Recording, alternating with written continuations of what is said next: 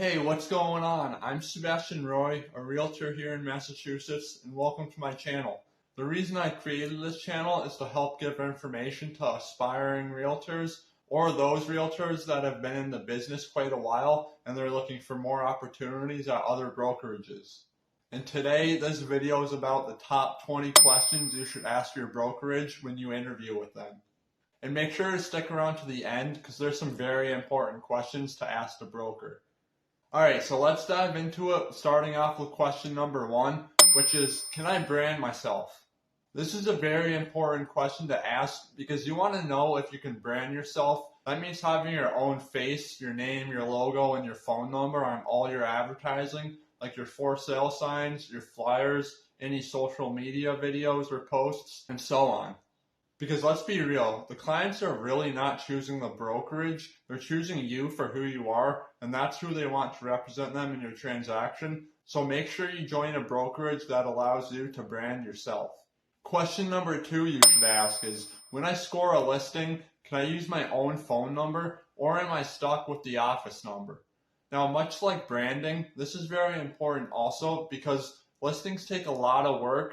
I mean, finding buyers takes a ton of work too, but the reality of it is getting clients takes a lot of work, and we're not in this business just to give them away to other agents. You want to make sure you have your personal cell phone on your listings so that way when leads come in, you get those leads yourself and they're not shared among other agents in your brokerage.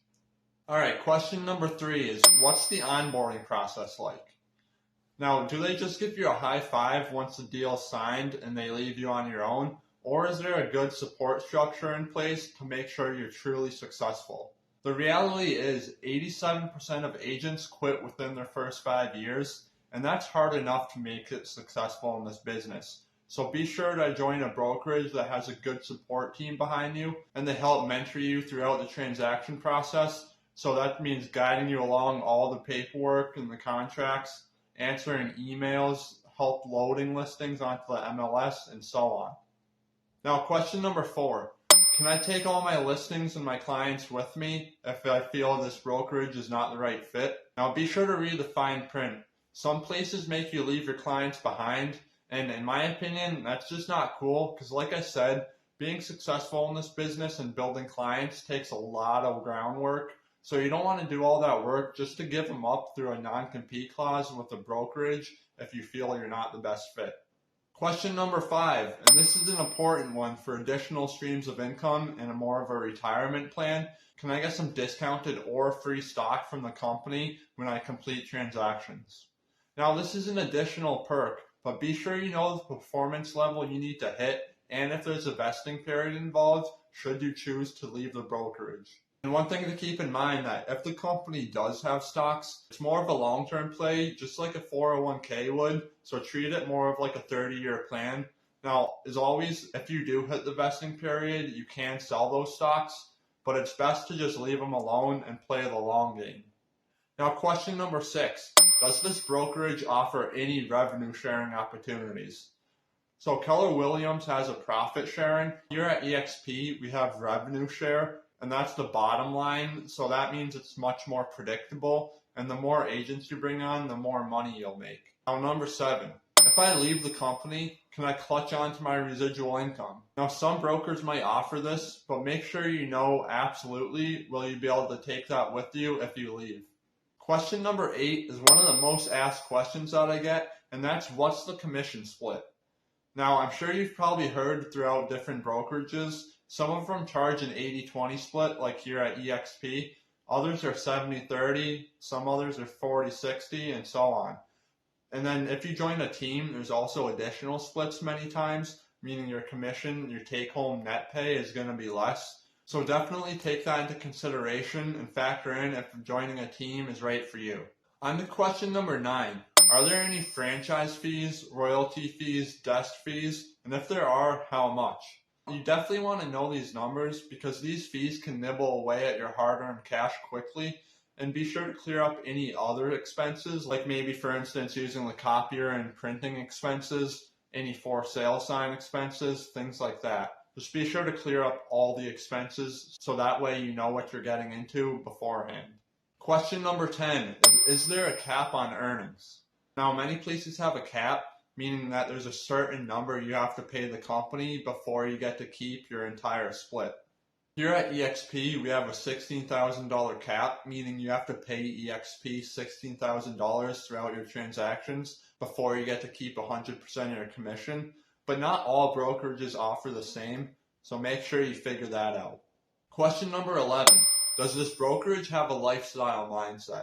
This is very important to me because, as I mentioned earlier, the real estate industry has an 87% dropout rate. And I believe being able to go on trips and have bonding experiences with your team in person, I feel that's very important to my success. And it allows me to go seek help if I'm stuck in my business or if I'm down and I just need some motivation. Especially having these cloud-based brokerages where we don't meet in person all the time is very helpful.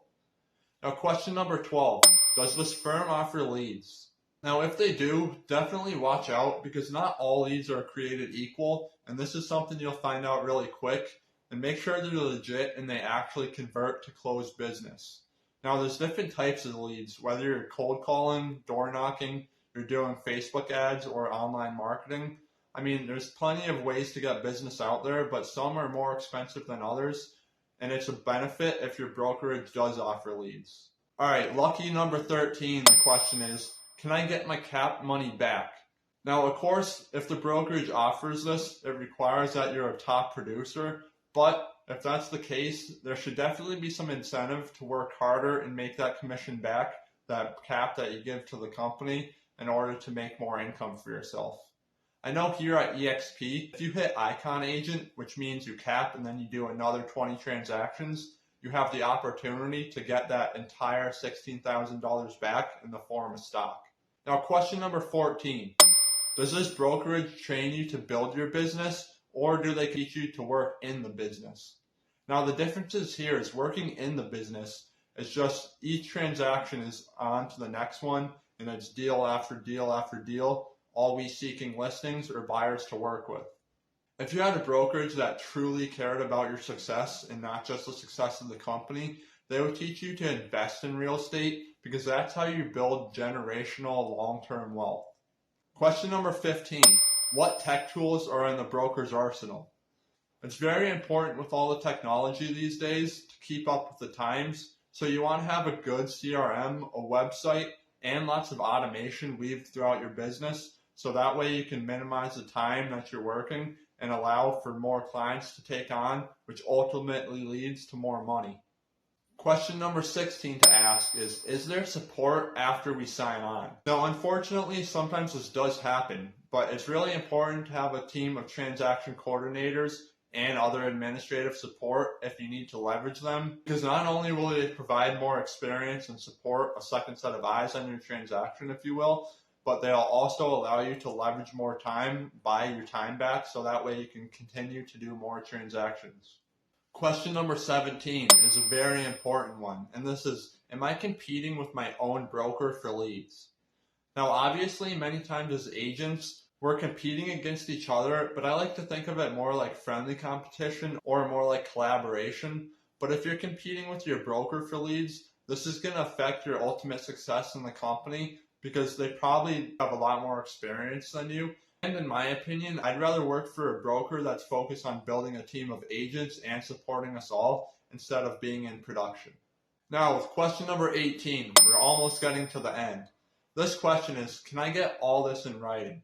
I mean, you definitely want to have a copy of the ICA, all the commission breakdowns, any extra contracts, and the whole thing. If they shy away from that, it's a big red flag. In this business, I think transparency is the key to it all. And if they're trying to hide something from you, I don't think that's a good sign that you should join that broker. All right, question number 19. What is the company's approach to ongoing professional development and training? Your best chance of having success in the real estate industry is to be with a broker that has all the cutting edge technology and training, so that way you can stay at the forefront of the industry and ultimately provide the best experience to your clients. Now, if you're interviewing a brick and mortar broker, you can always ask for their training schedule, and this will allow you to see, when agents are coming into the office and when they have all their classes. But if you're talking to an online cloud-based broker, it's very easy to get a copy of the training calendar because it's just a URL, and they should be able to send that to you so that way you can check out their trainings and be involved in them before you join. And finally, question number 20, and in my opinion, this is one of my favorites. You should ask, can I reach out to your team of agents to make sure they're living the life they planned? This is very important to do because you don't want to just take the recruiter's word for it because they're the ones trying to sign you on to the broker, but you want to ask plenty of agents that work there and find out if they're truly happy where they're at and they feel like they made the right decision. Sometimes you never know. You might interview a few agents that have a good say about it, but then if there's a couple that have a really bad opinion and they're looking to get out of that brokerage, that might negatively impact your thoughts and ultimately persuade you to choose another broker. So the best thing is just see the proof and go talk to some agents that are working for that brokerage and make sure you'll be happy there. Okay, so I know this was quite a lengthy video, but there you have my 20 questions to ask each brokerage before you join. Please give it a thumbs up. Hit that notification bell so you'll be informed of my upcoming videos. Thanks for watching, and I'll see you on the next one.